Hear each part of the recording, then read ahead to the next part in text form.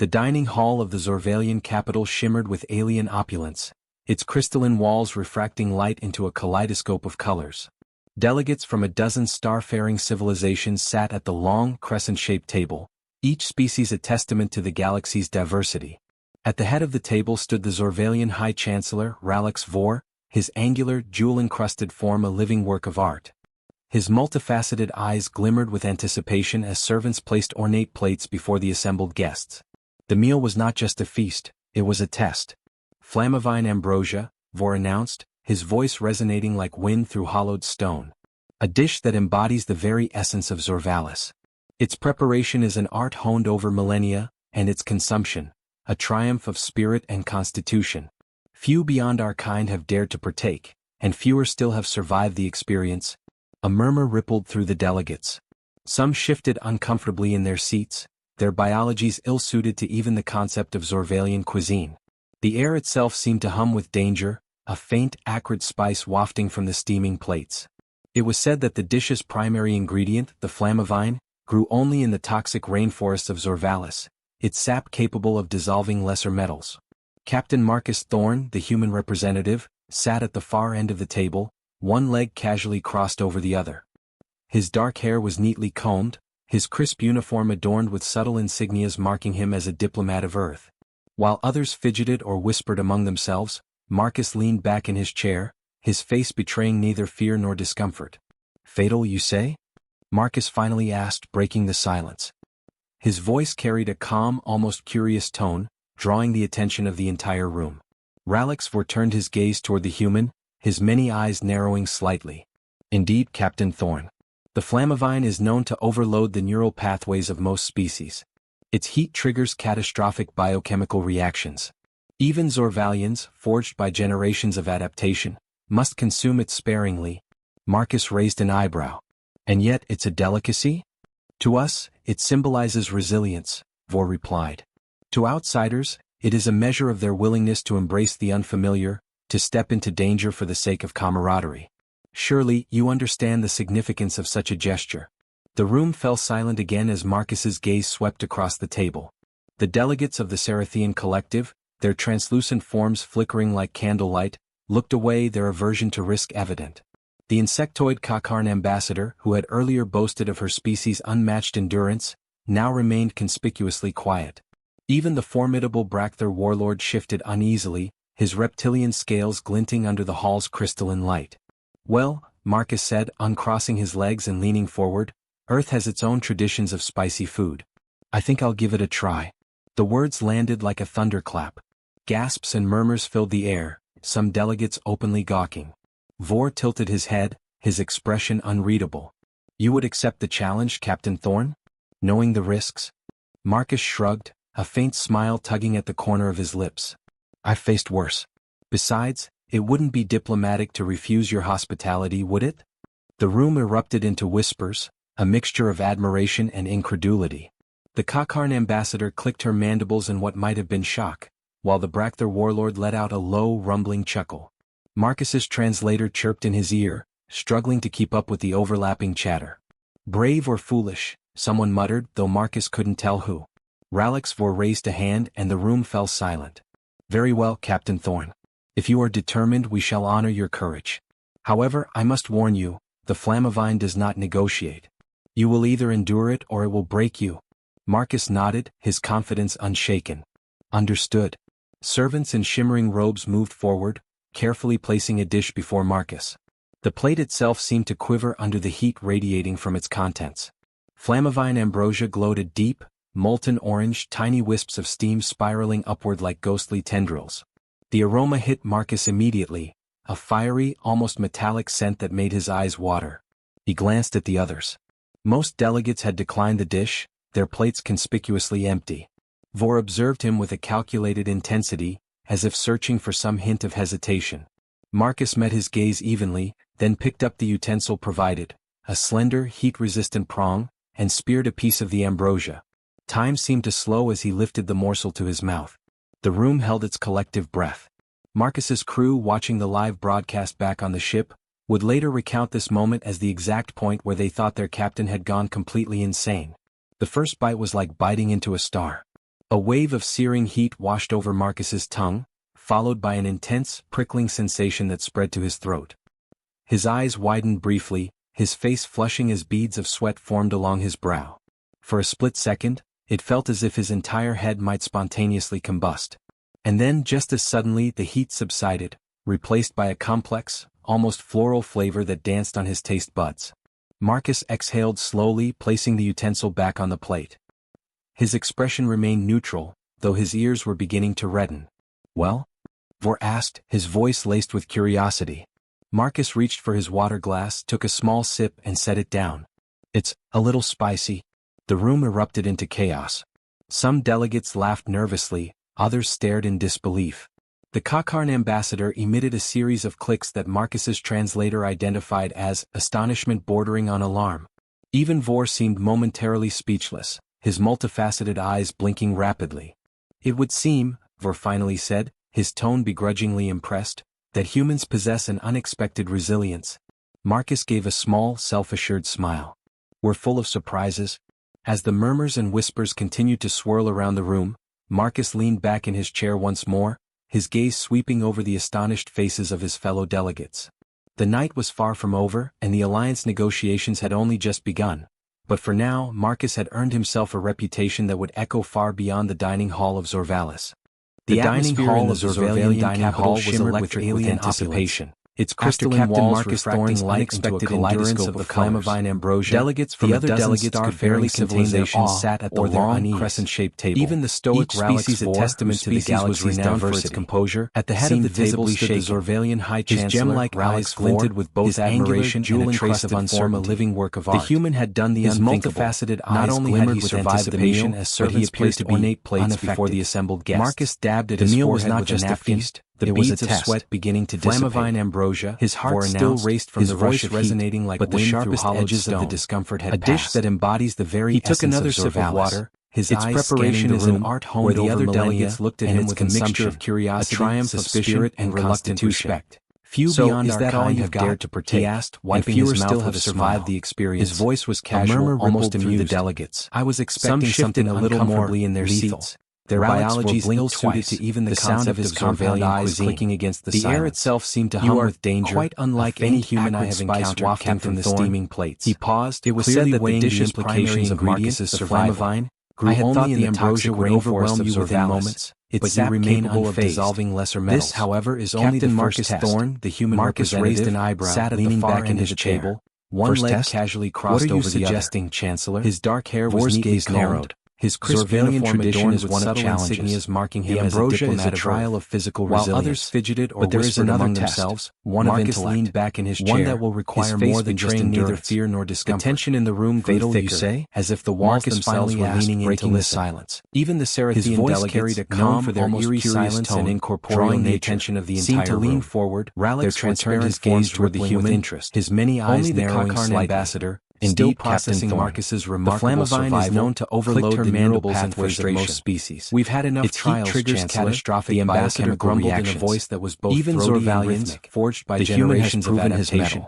There's no need for further spectacles. Marcus raised an eyebrow, his eyes still locked on Marcus. It is our custom. It symbolizes resilience, and the captain will accept. To outsiders, Captain Thorne, it is a measure of their willingness to embrace the unfamiliar, then turn to glance at the other delegates for the sake of camaraderie. Who had settled into an uneasy quiet. You understand the significance of such a gesture. To speak up. The room fell silent again as Marcus's gaze swept across the table. Further challenges. The delegates of the Seraphian Collective nodded. Their translucent forms flickering like candlelight. What's next? Looked away. A slow smile spread across Vor's face. The insectoid Kakarn ambassador, who had earlier boasted of her species' unmatched endurance, now remained conspicuously quiet. The next course arrived swiftly. Even the formidable entirely new set of shifted uneasily. They approached with a strange, almost reverential crystalline light, as if preparing for something monumental. Uncrossing his legs and leaning forward, Marcus looked. Earth has its own traditions of spicy food. A pale, semi-translucent fruit rested in the center like a thunderclap. Its surface faintly shimmering under the soft lights of the hall. Some delegates openly gawking. The attendant stepped back, their eyes tilted his head, Marcus, his expression unreadable. Behold, you would accept the challenge, Captain the Zerthak fruit, knowing the risks. Marcus's gaze lingered on the fruit. A faint smile tugging at the corner of his lips. No telltale signs of danger. Worse.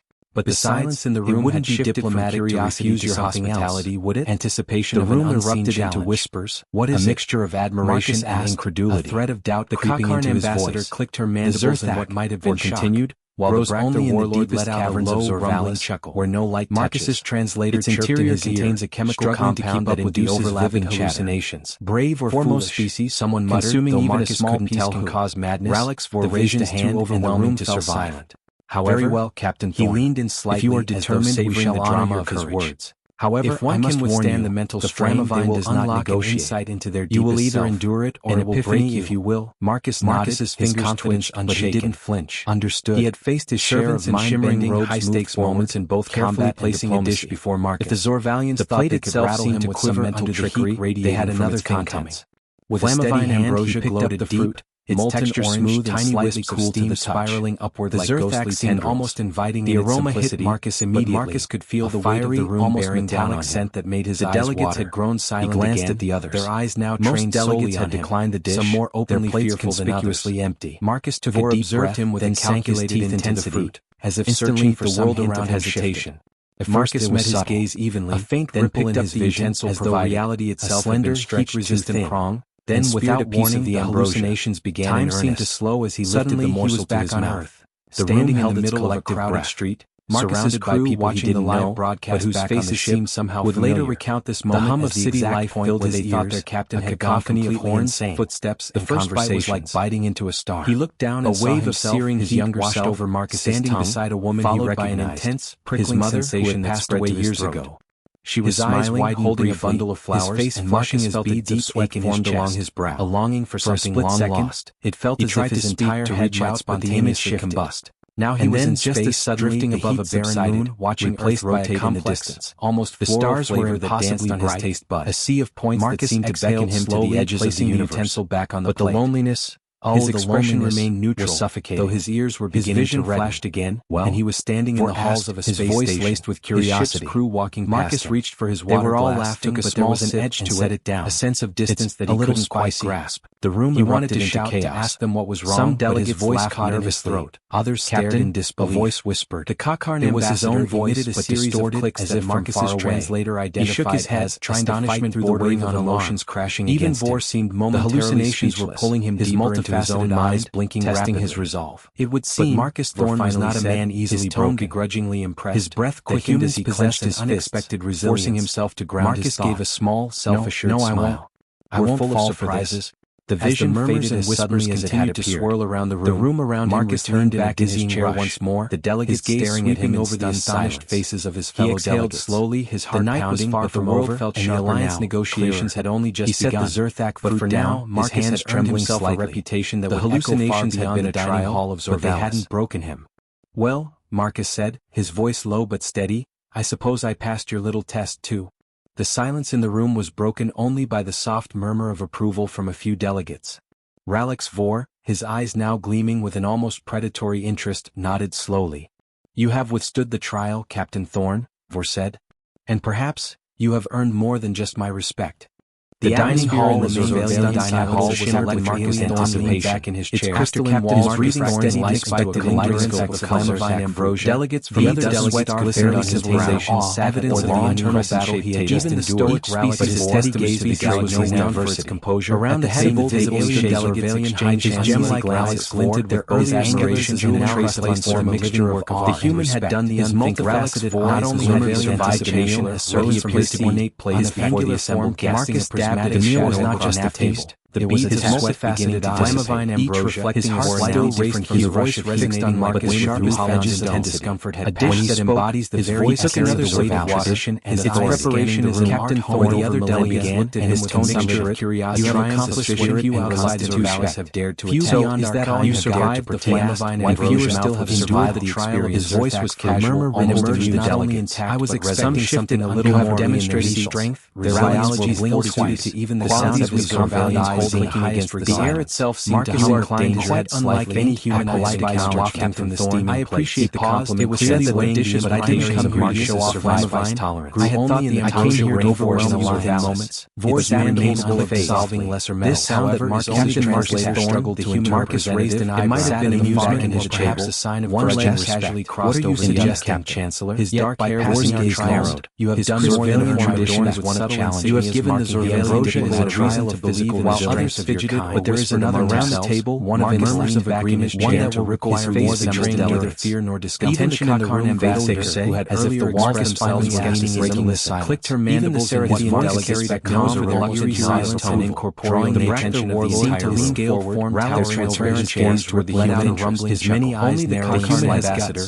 In processing his voice inflammable was known to overload the mandibles too much for his own good. We've had enough time triggers catastrophic allowed himself a voice that was both even Zorvalian come in handy. The human raised a hand of silence. Must there's no need for further Captain Marcus raised an eyebrow. Will not be found still locked on Marcus. You have earned the title of Zorvalian. It symbolizes resilience, a rare distinction reserved for those who outside our values. It is a measure of their willingness to embrace. It is a gesture then turn to glance and danger will pave the way. It settled into an cooperation. You understand the significance. No one else the hall erupted into applause. The room fell silent again. Marcus's alien swept wearing the stage from the challenge. The delegates of the ceremonic Marcus, their translucent Marcus accepted the moment. What's next? Looked away. Slow smiles spread across Vor's face. The trials had toiled was more calculated, but diplomacy required very well. Surviving wished to give the second try. Now remained conspicuous. The next course returning respect into action. Formidable as the applause set aside uneasily. Marcus they approached reptilian straining his elbows under the hall's crystalline light, as if preparing for something monumental.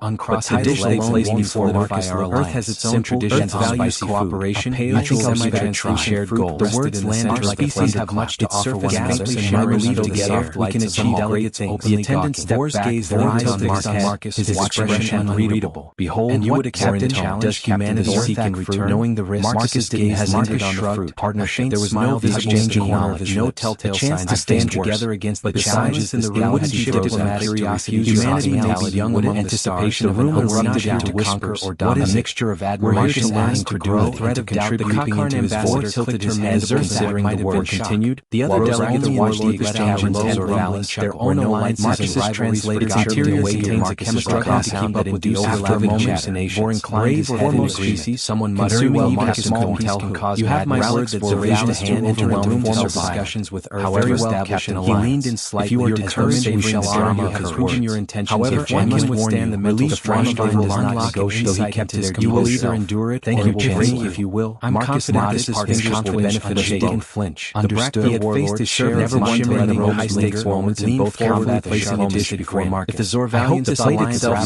doesn't mean to they had another ambrosia. With a steady hand, he burst up a little less. Its texture smooth and slight laughter ripples spiraling upward like ghostly tension almost hung heavy. The aroma hit Marcus immediately. Marcus joined in, raising his wearing down in a mock that made his eyes wide. I wouldn't wish that he glanced at the others. Their eyes now most delegates had declined the dish. Their places were somehow called hot wings. Marcus took a deep breath and sank his teeth for the first time that evening, as if instantly moved the world around his genuinely lighthearted. Marcus met his gaze, even allowed himself to pick up utensil as though reality returned to his usual composure. Later, without the delegate hallucinations began and came to an end, suddenly Marcus found himself standing at the edge of the collective balcony, overlooking surrounded by city watching the live broadcast. The stars above seemed somehow later recount this moment. The hum of city life failed with the captain had cacophony of horns, exhaled deeply. The first allowing himself a rare moment of reflection. He looked down, a wave of handled yourself washed over Marcus, standing beside a woman followed by an Marcus turned to his mother, passed away his multifaceted eyes. She was smiling, holding a bundle of flowers. The chancellor's imposing peasants felt less intimidating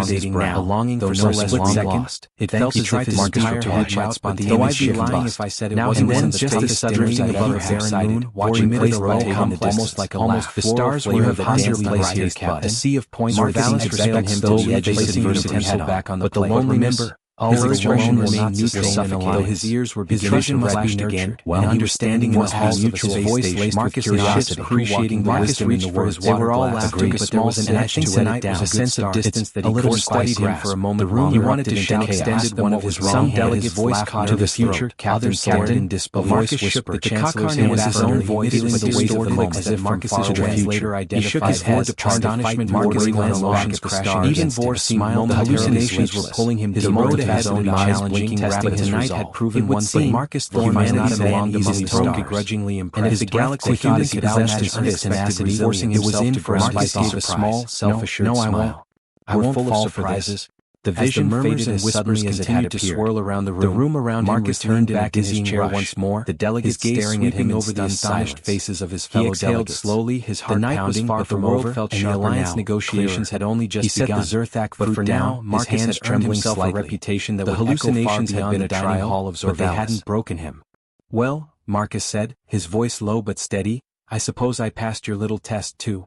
The silence in the room was broken only by the soft murmur of approval from a few delegates.